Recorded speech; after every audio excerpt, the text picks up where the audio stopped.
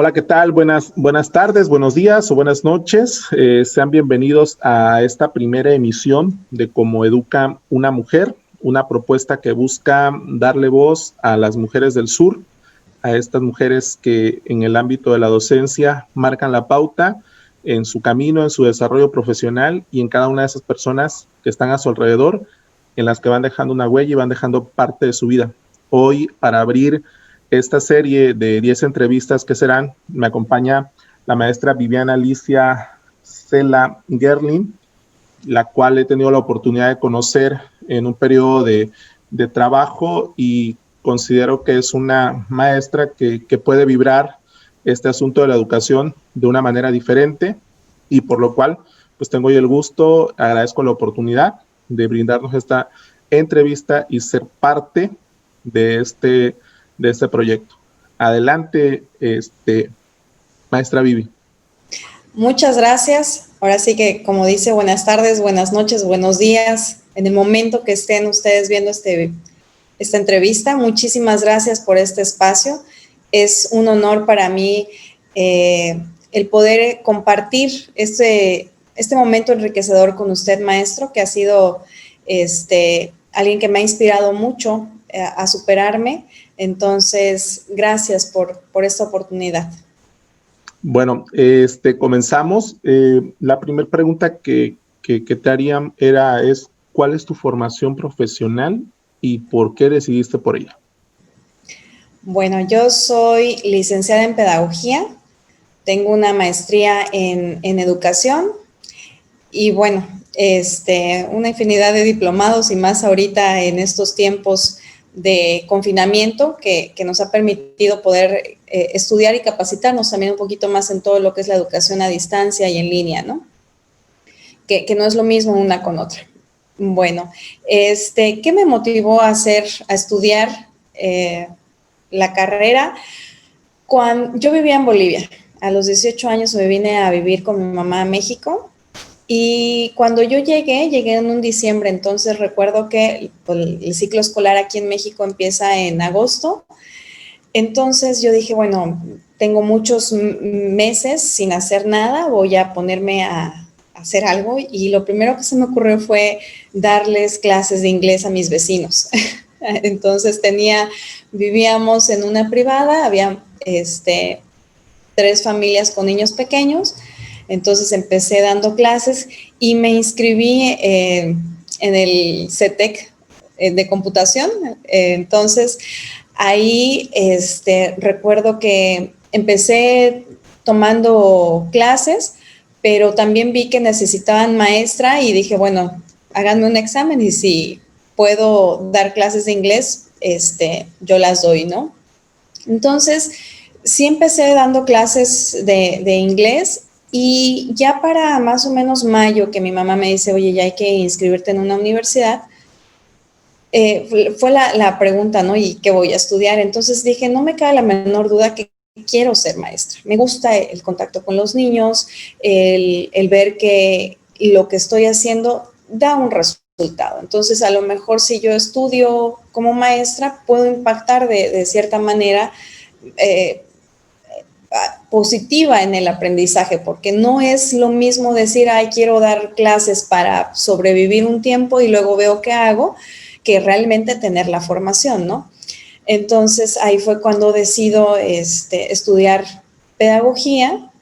En ese momento recuerdo que había ciencias de la educación, pedagogía, o sea, muchas materias, ¿no? Entonces yo decía, carreras. Entonces yo decía, bueno, quiero algo que sea amplio, no que sea tan específico como solamente primaria o solamente secundaria. Y claro, han ido saliendo otras carreras, pero no me arrepiento de la carrera que estudié.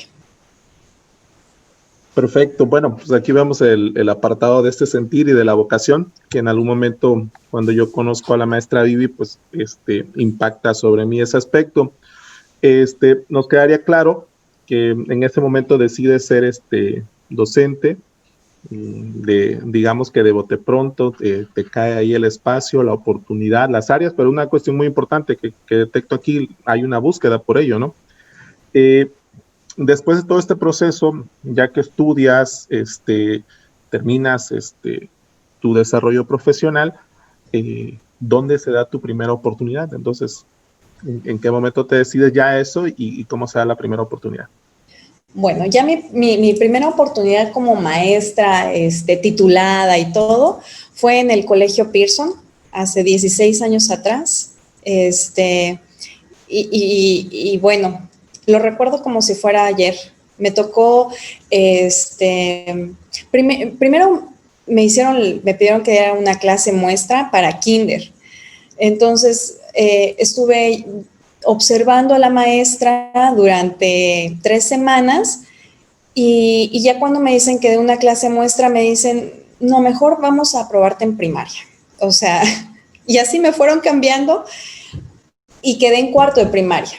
Entonces, recuerdo que era el salón con más alumnos, en ese tiempo tuve 33 niños, era el salón más numeroso, con los niños más indisciplinados, y entonces yo no sabía, ¿no? Porque era la nueva, entonces fue una buena novatada, digamos. Entonces, sí, recuerdo que mi primer día de clases fue realmente, estaba yo muy nerviosa, muy nerviosa. Esa adrenalina del primer día de clases no se me ha quitado. Siempre una noche antes de iniciar el ciclo escolar, es ese nervio, esa felicidad, de lo nuevo, ¿no? Entonces, fue en el Colegio Pearson mi primera oportunidad. Bueno, ya nos comentaste aquí parte de eso, y de ese nervio que se siente y que yo digo que ese es el que vale la pena y cada que inicias un ciclo, si lo sigues manteniendo, yo siempre considero que puedes seguir. Yo siempre he dicho que el día que eso tenga una ruptura, ya hasta ahí se termina la labor, porque ya no considero que no es el nervio por ser el enfrentarte al grupo como tal, sino que es por la sensación de conocer al grupo nuevo, ¿no? Cuáles serán sus características, sus formas y todo ello, ¿no? Entonces, ¿cómo fue ese previo? ¿Cómo lo mantuviste? ¿Cómo lo desarrollaste al día que tú llegabas ya para ser la titular y sobre todo después del grupo que ya habías palpado que te tocaban? El previo fue muy chistoso porque yo ya estaba siendo capacitada y me acuerdo que yo ya había hecho mi planeación de todo el primer mes, ¿no? Entonces, la primera semana dominaba los contenidos, había preparado mi material didáctico y recuerdo que un día antes le digo a mi mamá, te voy a dar la clase.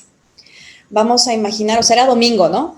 Entonces le dije, vamos a imaginar y vamos a contar hasta el tiempo, porque al ser un colegio particular, bueno, tienes el tiempo contado, ¿no? Entonces yo no quería que mis alumnos se perdieran de nada y que yo supiera organizar mis tiempos, porque esa parte era algo que yo no dominaba, ¿no? O sea, el tener 3 horas para dar todo ese contenido que se me hacía mucho, ¿no? Entonces me acuerdo que le di clases a mi mamá todo ese domingo y le explicaba y entonces mi mamá me corregía, ¿no? Y me decía, no, habla un poco más fuerte. O luego decía, voy a ser un alumno que se porta mal, a ver cómo reaccionas. Entonces, al final jugamos a la escuelita. Sí, así fue mi noche previa. Bueno, mi día previo, mi noche ni te cuento, o sea, no dormí nada, estaba yo muy nerviosa. No dejaba de pensar cómo me iba a presentar, cómo iba a salir la dinámica. De pronto, no sé, era mucho el nervio, mucha la felicidad de qué iba a pasar ese día. Ok, perfecto. ¿Y cómo aterrizamos ya a ese primer día? ¿Cómo lo viviste? ¿Cómo lo palpaste? ¿Qué Ese sentiste ya primer cuando día, te los diste? niños, como yo era una maestra nueva, también les causé mucha curiosidad, ¿no? Entonces, como que estuvieron muy, muy a la expectativa. Entonces, todos callados, todos bien portados. Poco a poco me iban demostrando quién era el travieso, la parlanchina, características que enriquecen a un salón, ¿no? Porque yo creo que todas las personalidades hacen que el salón sea quien es. Entonces, fue muy enriquecedor ese día ir identificando a los alumnos, pero sin juzgar, irlos viendo con esa esencia de niños, con esa esencia de inocencia. Entonces, eso, cuando yo llegué a la casa y mi mamá me dijo, ¿cómo te fue? Creo que fue lo primero que le dije que tenía que anotar para no olvidar. El poder ver a los niños como son, sin juzgar. Le dije, mamá, estoy entrando a un salón en donde no conozco a nadie, porque es mi primera vez en la escuela, entonces no conozco nada. Pero el poder verlos sin prejuicio y sin maldad es algo que tengo que recordar toda la vida, porque nunca se me va a olvidar que antes de subir al salón me dijeron, cuidado con fulano, es terrible. Entonces recuerdo que ese día no quise preguntar quién era fulano, porque quise primero tener esa impresión yo, ¿no? Entonces, desde esa vez anoté eso, y otra cosa que también recuerdo que escribí, que dije, no se me puede olvidar, es jamás vayas a hablarle a una maestra mal de un alumno. Ok, pues ahí vamos viendo pues ya la esencia aquí de la maestra Vivi, de este proceso, y que seguramente de las personas que nos vean, cada quien tendrá una particularidad, cada quien habrá ido determinando. Me recuerda un jefe que siempre nos decía, más vale una débil tinta que una fuerte memoria, porque nos decía que no anotábamos en algunas cuestiones, ¿no? Pasa todo esto, vas desarrollando tu proceso. ¿Qué hace Vivi después de trabajar un ciclo? La maestra Vivi, ¿cómo se concibe después del primer ciclo escolar? ¿Cómo se ve? ¿A dónde pinta el horizonte? Porque nos queda claro que estabas en la juventud total ahí iniciando el desborde, todo esto. ¿Qué pasa después del primer ciclo? Después del primer ciclo quise renunciar, quise salir corriendo. Okay. Yo dije, Dios mío, es demasiado. El trabajo de una maestra es muchísimo, ¿no? En ese tiempo, las planeaciones que realizábamos eran a mano. Eran semanales y tenías que ir escribiendo por día. Entonces, cada día tenías que escribir el inicio, el desarrollo y el final de tu clase. ¿Qué ibas a hacer? Acción por acción, desde el buenos días hasta la pregunta con la que te ibas a despedir y el hasta luego, cómo lo ibas a decir. Todos los ejercicios de programación neurolingüística que ibas a hacer, en qué momento los ibas a aplicar, por qué los ibas a aplicar, ¿no? O sea, porque todo eso se me hacía mucho. Y recuerdo que también en las siguientes hojas teníamos que escribir el resumen de cada clase, de cada materia, y aparte las actividades que iban a realizar los alumnos. Y en la hoja, en la tercera hoja o la cuarta hoja, dependiendo de cuánto te ibas tú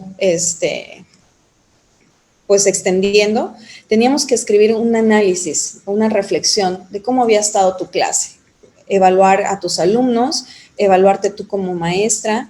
Entonces, todo eso se entregaba una semana antes para que te lo revisaran, y terminando tu semana, tú tenías que entregarle a la coordinadora todo esto para que ella vea y te evaluara cómo estuvo tu desempeño, ¿no? Y también tú vayas evaluando a tus alumnos, ¿no? Entonces, se me hacía muy pesado. Llegó un punto en el que hacer una planeación de 40 semanas a mano, así, más los exámenes que en el colegio se llevaban de manera semanal, español y matemáticas, mensuales los demás. Entonces, era examen tras examen, evaluación tras evaluación, y constantemente una retroalimentación con los padres de familia. Después, pues las actividades que tienen que ser, ¿no? Navidad, la pastorela, el baile, el Día de la Madre, el Día del Niño, el Día del Padre. O sea, siempre había algo que hacer, y no solamente era una manualidad, sino también era un baile, era una poesía. Entonces, cada vez decías, adelanté algo, pero nunca te daba el tiempo porque siempre tenías algo más que hacer, ¿no? Entonces yo dije, Dios mío, me pagan muy poco como para todo lo que hago, no, mejor busco otro trabajo. O sea, fue lo primero que pensé, ¿no? Y entonces ahí es cuando termino, digo, ya, hasta aquí llegué,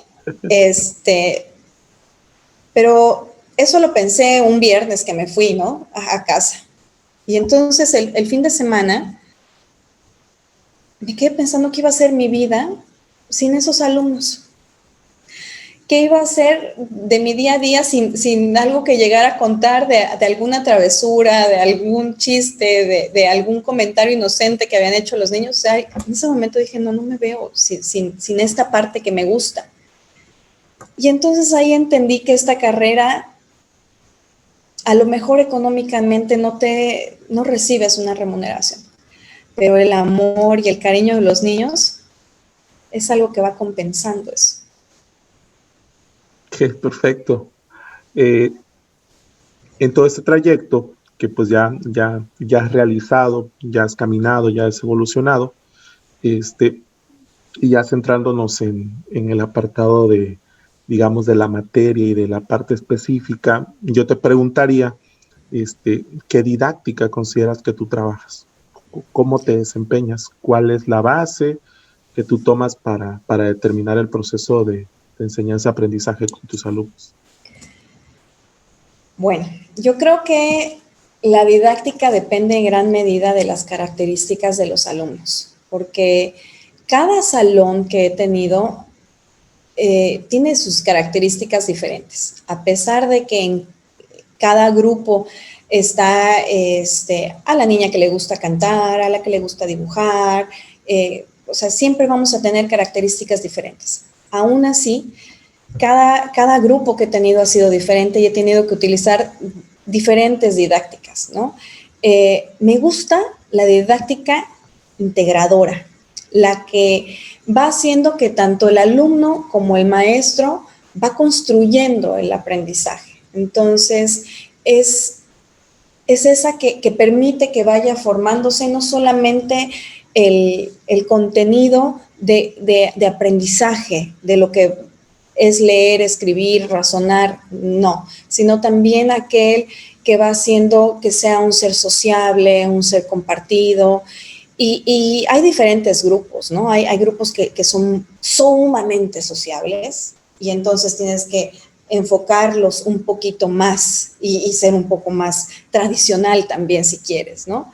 Y entonces hay otros que no, que son un poquito más rígidos con ellos mismos, más tradicionales. Entonces es ir buscando qué didáctica va a ser que tengan la educación integral como un todo que les permita desarrollar todos los hemisferios, no solamente los que ellos dominan. Ok. Bueno, en ese sentido, la siguiente intención de pregunta va enfocada a cómo es un día en la actualidad para ti como docente, ¿no? Un día de clases.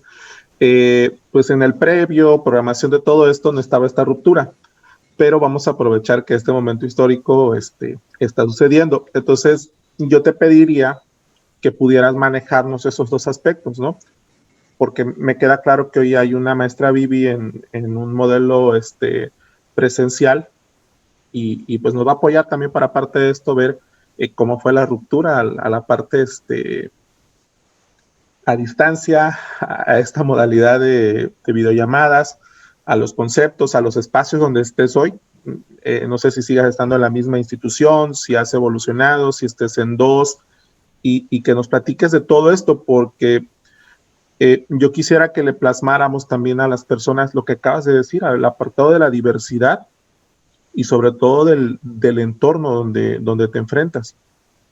Porque a veces se hacen muchas dimensiones o se elaboran comentarios como que muy a la ligera de separar una escuela particular y una pública en algún momento, cuando cada una tiene su sello, su forma y su manera, sus por qué y sus otras situaciones, por qué no, ¿no? Entonces, quisiera que nos platicaras un poco de eso y pues aprovechando el momento, cómo has evolucionado esa parte, ¿no? Porque me queda claro que estás en básicas. Sí. Y entonces quisiéramos palpar eso también porque pues se van modificando los espacios, ¿no? Y sobre todo porque no estábamos esperando este momento. Así es, definitivamente no era algo que veíamos venir. Las TIC es algo que nos están, yo creo que desde el 2004, introduciendo, ¿no? Ya se hablaba, ya nos decía que teníamos que manejarlo. Y bueno, yo trabajé durante 16 años en el Colegio Pearson, es un colegio particular. Mi ciclo terminó ahora en junio, renuncié, ya no estoy más ahí, pero pude ir llevando a la par, durante los últimos 4 años entré a trabajar también a una escuela de gobierno por las tardes, entonces en las mañanas me dedicaba a colegio particular y en la tarde a colegio de gobierno. Entonces, sí hay muchas características diferentes, pero lo que más me enriquece como persona es descubrir, es descubrir todo lo que hay en ambos lados, ¿no? A mí me encanta, con todo respeto lo digo, los maestros de las escuelas de gobierno. Yo creo que los medios de comunicación se han encargado de dejar muy mal la reputación, ¿no? De que son unos flojos, de que todo el tiempo en huelgas, de que no hay clases. Y al menos a mí no me ha tocado ver eso. Los compañeros de trabajo que tengo son dignos de toda mi admiración. Realmente todo lo que ellos hacen por sus alumnos, todo el tiempo que dedican, porque al ser escuela de gobierno, los materiales salen de su bolsillo. Entonces, todo lo que ellos dan por sus alumnos, de verdad, no tiene precio. O sea, es algo que todos los papás deberían saber y deberían valorar todo el trabajo que hace un maestro de gobierno. Es verdaderamente difícil porque las capacitaciones no son las mismas, ¿no? No siempre tenemos a la mano o no se tuvo en su momento como ahora. Honestamente, ahora tú puedes encontrar muchos cursos gratuitos, la educación ha mejorado. O sea, podemos decir que hay muchas cosas al alcance de los maestros y los maestros que quieren seguirse preparando tienen al alcance gratis un montón de cosas, ¿no? Entonces, bueno, estuve dando clases a distancia en los dos lados y por ejemplo, en la escuela particular daba sexto de primaria y a un principio los niños trabajábamos como en el salón de clases porque al final tuve la oportunidad de estar casi todo el ciclo escolar con ellos. Entonces ellos ya tenían un ritmo de trabajo y fue muy fácil poder continuar con ese ritmo de trabajo. Todos tenían computadora, todos tenían internet, dominaban la tecnología. Y a medida de que fue pasando el tiempo, empecé a notar que tenía alumnos que no me estaban prestando la atención que yo necesitaba, porque uno sabe quiénes son sus alumnos que siempre participan, que siempre van a salir bien, y también sabes cuáles son los alumnos que necesitan más tiempo, que necesitan tú estar preguntando, ¿cómo estás? Por favor, activa tu cámara, ¿no? Porque ya al ser sexto de primaria hay un poquito de antipatía, ¿no? Entonces, quieren apagar la cámara, hay que estar luchando porque los veas. Entonces no faltaba la que quería tomar la clase desde su cama. Y bueno, entiendo por todo lo que la adolescencia los va llevando, ¿no? Aquí el detalle fue que fue muy largo el tiempo. Entonces a un principio era novedad y ya después fue de, no me gusta lo que estoy viviendo, no me gusta estar alejada de mis amigos, no me gusta esta soledad. Entonces empecé a trabajar y a platicar un poco de esa parte emocional, porque llegó un punto en el que dije, no voy a llegar a nada si solamente estoy dando mi clase por dar la clase y solamente 2 o 3 me están escuchando. tiene que haber realmente ese interés, esa motivación que diga, oye, es que realmente lo necesito, ¿no? Entonces, hace un trabajo difícil hacer que me dejen de estar grabando el TikTok en media clase, ¿no? Porque a lo mejor ellos pensaron que el ruidito que hace al empezar el TikTok a grabar, yo no lo iba a reconocer y iba a dejar pasar el ruido como si fuera cualquier ruido, ¿no? Entonces, afortunadamente tengo una hija que ya está relativamente grande, y entonces ella pues me va haciendo estar al pendiente de todo lo que es la tecnología, las redes sociales. Entonces pues hay detalles que no se me van y ellos no esperan eso, ¿no? Entonces tuve que ir buscándoles, ¿no? Oigan, bueno, vamos a hacer esta actividad, pero me van a grabar el video en TikTok y tienen solamente 1 minuto para decirme las cosas. Entonces, es irles buscando también otras formas para que ellos se sientan empáticos con la maestra, ¿no? Y no que, ay, es que nadie me entiende, nadie me comprende. Yo creo que es algo muy común en los adolescentes, ¿no? Entonces, el buscar qué les gusta, pero que no se salgan de lo que tú quieres lograr, ¿no? Como tu objetivo de aprendizaje. Entonces, eso me pasaba en la escuela particular. En la escuela de gobierno es muy difícil el que los papás puedan conseguir un teléfono que se pueda quedar en casa, porque son papás que trabajan, porque son papás que no tenían teléfonos inteligentes, ¿no? Por ejemplo, con WhatsApp, y que tú quisieras mandar una información o el enlace para que entren a una clase, fue muy difícil. A ellos, al terminar el ciclo escolar pasado, no pudieron lograr económicamente eso. Ya ahorita que vieron que la situación se venía tan difícil, muchos papás se tuvieron que endeudar comprando celulares o alguna tableta. Incluso había papás que no tenían ni siquiera televisión para poder ver el Aprende en Casa, ¿no? Entonces, aquí la primera tarea fue pedir ayuda, ¿no? Entonces sí fue en Facebook, empecé de, si alguien tiene una televisión por ahí que le sobre y quiere hacer un acto hermoso, tengo una niña que la necesita. Igual con los teléfonos, ¿no? Entonces, a los alumnos que les costó tener, traté de darles un medio para que pudieran comunicarse, ya sea teléfono, ya sea televisión. Entonces, eso me llevó mucho a conocer a los nuevos alumnos que iba yo a tener, porque en la escuela de gobierno tengo primer año. Entonces, pues son niños que apenas estaban saliendo del kinder, el miedo de entrar a la primaria y ahora tiene que ser en línea.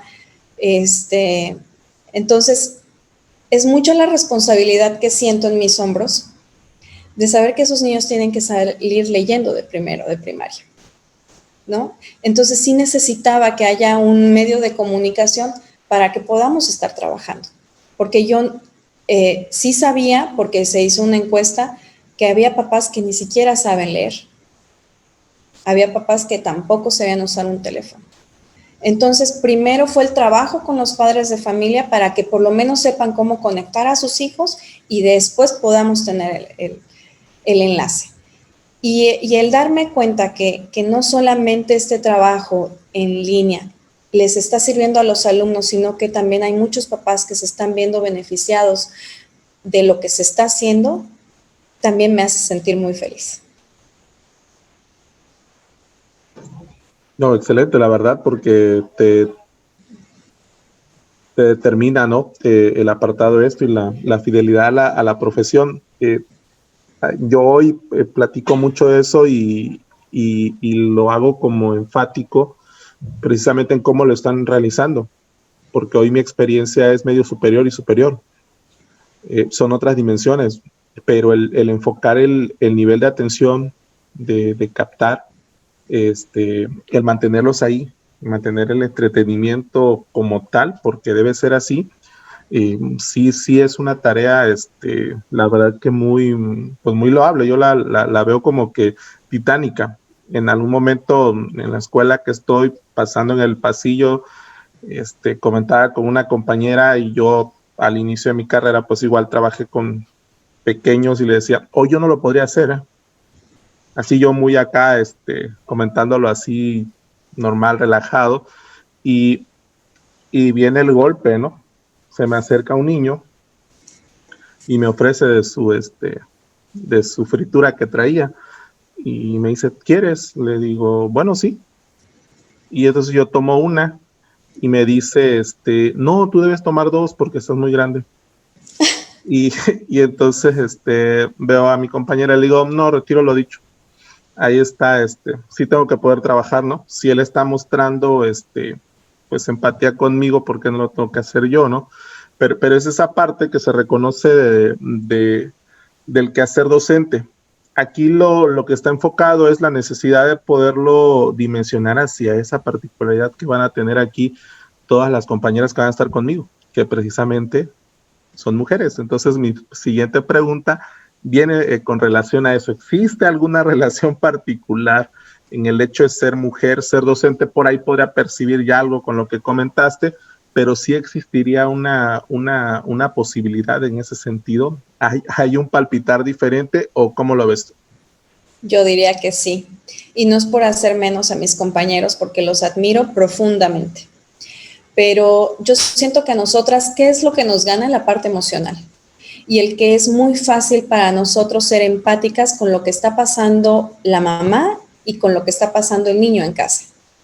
Entonces, creo que nosotras podemos visualizar todo lo que hay en casa sin juzgar, sin verlo como chisme, ay, es que fíjate que en su casa no le prestan atención, no, sino es más así con el sentimiento de, fíjate que estoy observando que hay algo que no está bien en el hogar. Entonces, es como esa intuición, ese sentimiento. Entonces, sí pienso que incluso me puedo comparar como maestra antes de ser mamá y después de ser mamá, y creo que también hay un cambio ahí.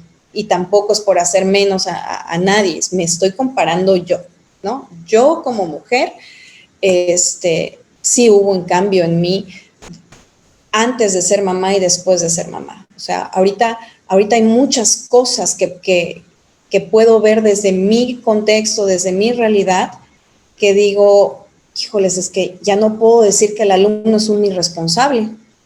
La mamá a lo mejor no le dio tiempo de ir a comprar, la mamá a lo mejor no tuvo dinero para comprar eso, y yo ¿por qué lo voy a exhibir que no lo trajo al salón? ¿No? Entonces, por si acaso ya le llevo el material para el que no lo trae. ¿Por qué? Porque al final, en primaria no puedes juzgar a un niño por irresponsable o porque no hizo la tarea.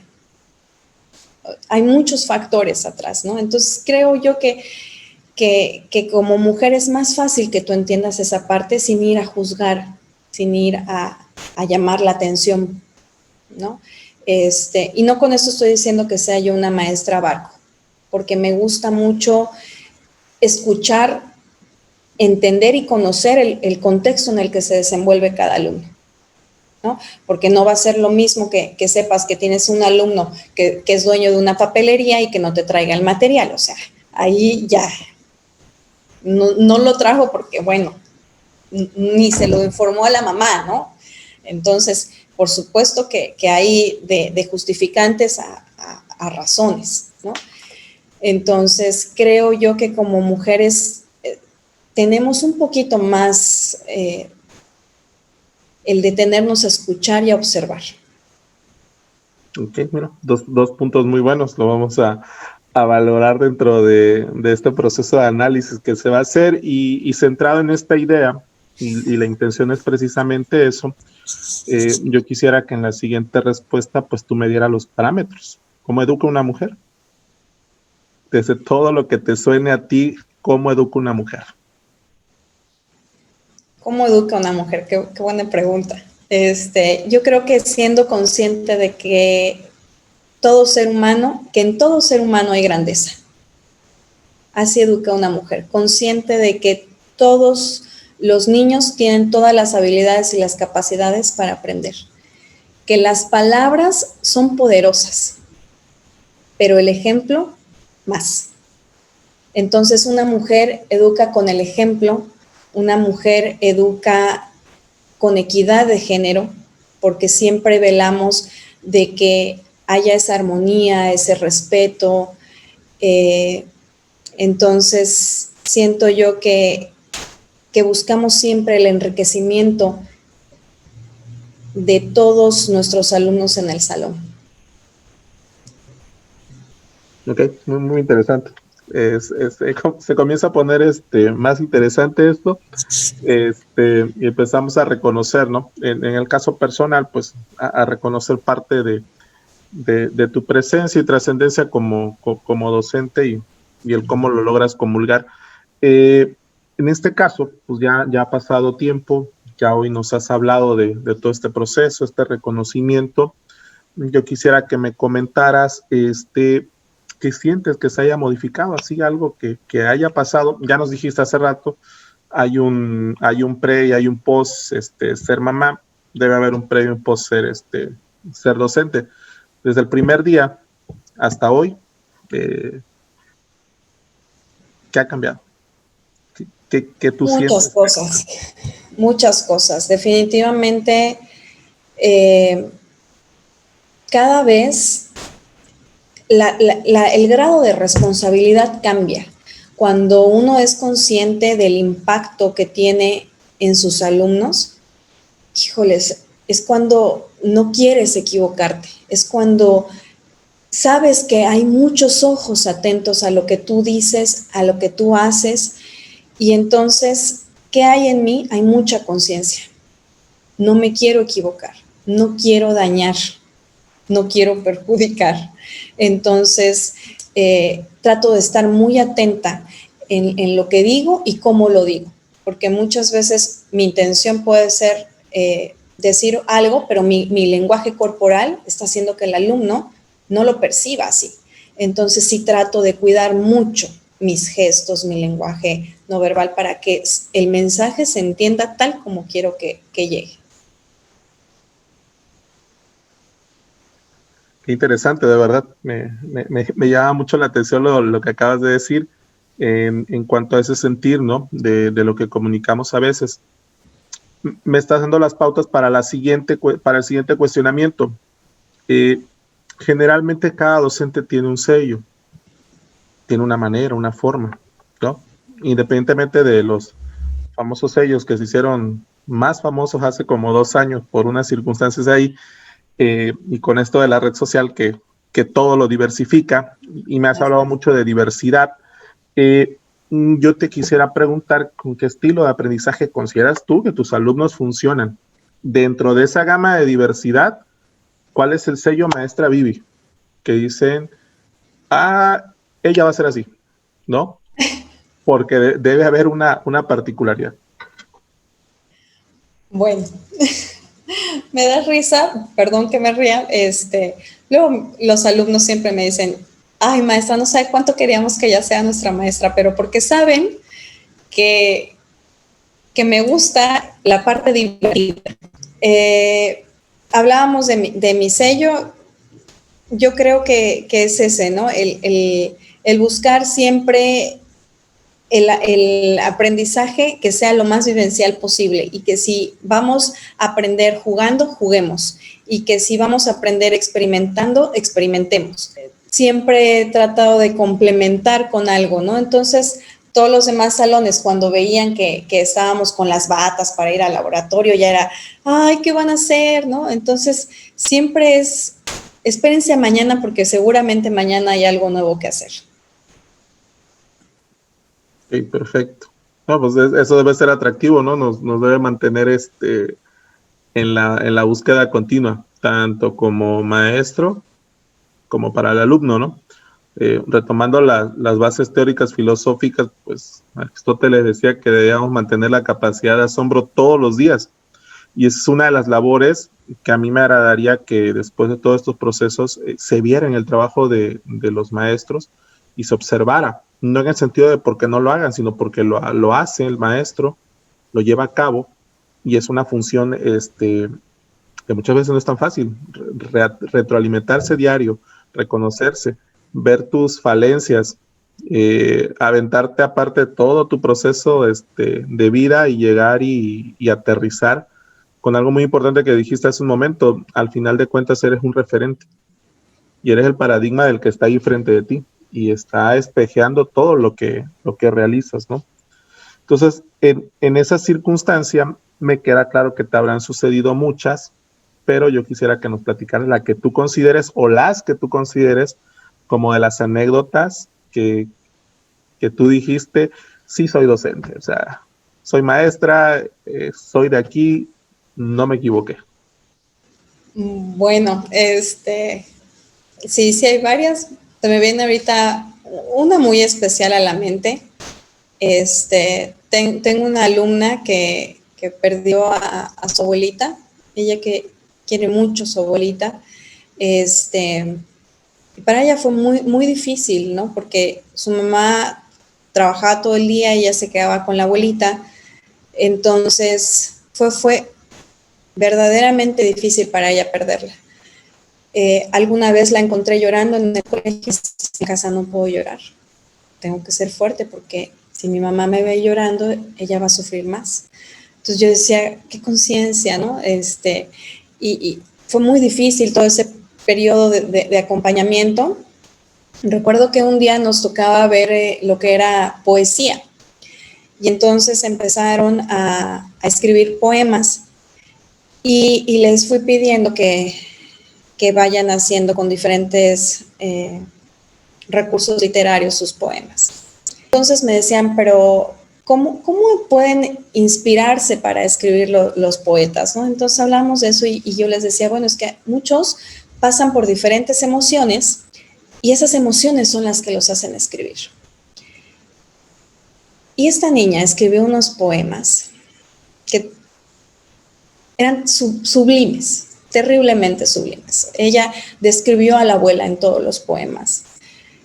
Y entonces les pedí que tuviéramos nuestro recital de poesía y que leyeran sus poemas y todo. Y entonces cuando ella terminó de leer sus poemas, volteó a verme y me dijo, ¿te das cuenta que no estoy llorando? Wow. Entonces fue en el momento en el que ella sintió que pudo sacar todo ese dolor, claro, a través de la poesía, ¿no? Entonces fue así de, ay, wow, esto me gusta. Esa es una de las anécdotas que más me gusta contar, ¿no? Porque cuando nosotros podemos irlos guiando, porque al final somos una guía, y dejamos que ellos exploten todo lo que tienen adentro, hasta ellos mismos se sorprenden. No, pues claro que sí, ¿no? Yo creo que en ese momento Vivi, emoción mamá, sufrió 10 veces más, ¿no? Pero Vivi,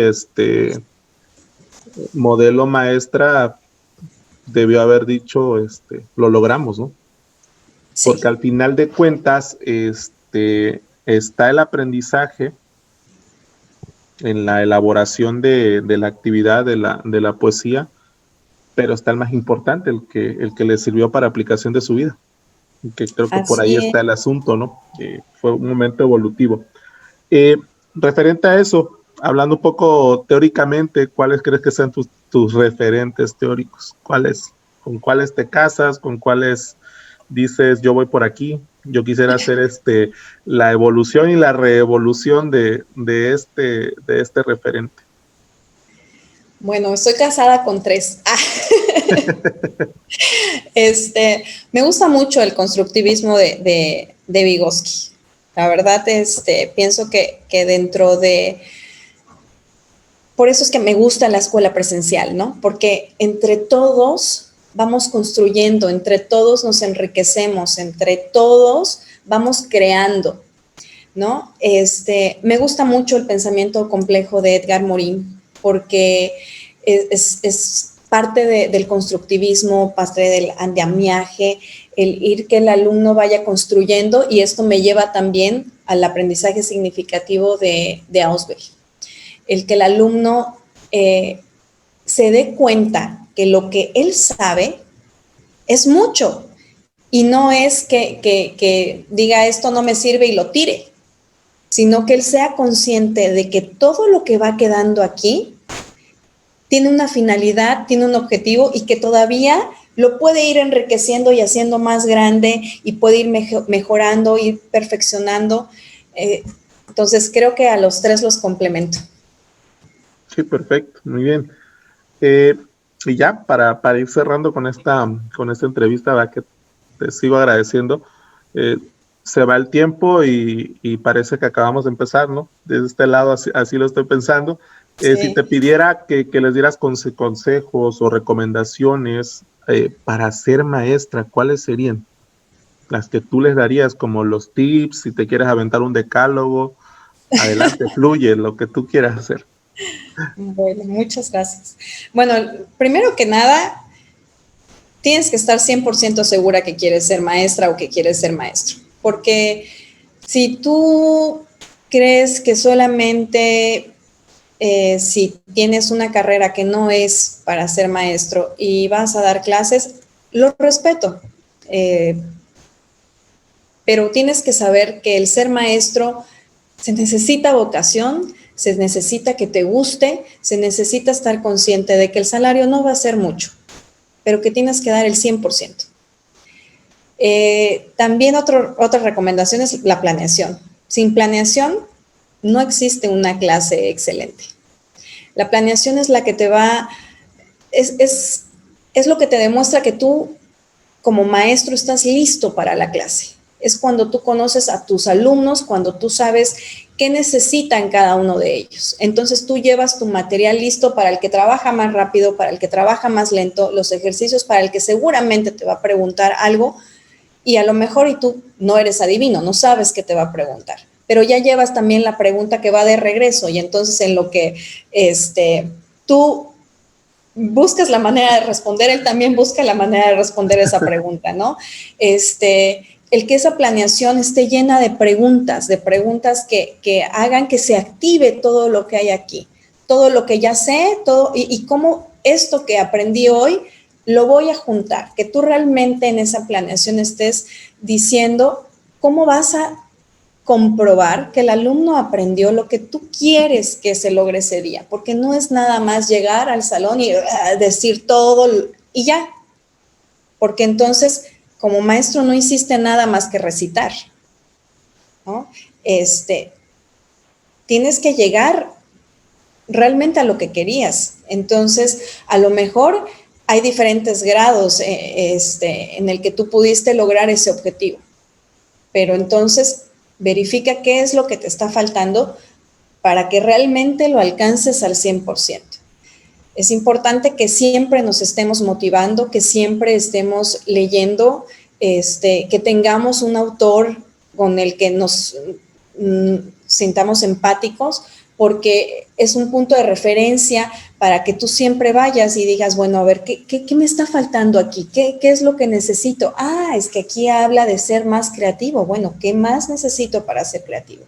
Siempre buscar que el aprendizaje sea dinámico, porque si nosotros nos ponemos en el lugar de los alumnos, qué aburrido es que un maestro, esté hablando todo el tiempo y tú no digas nada o sea todo el tiempo escribir, ¿no?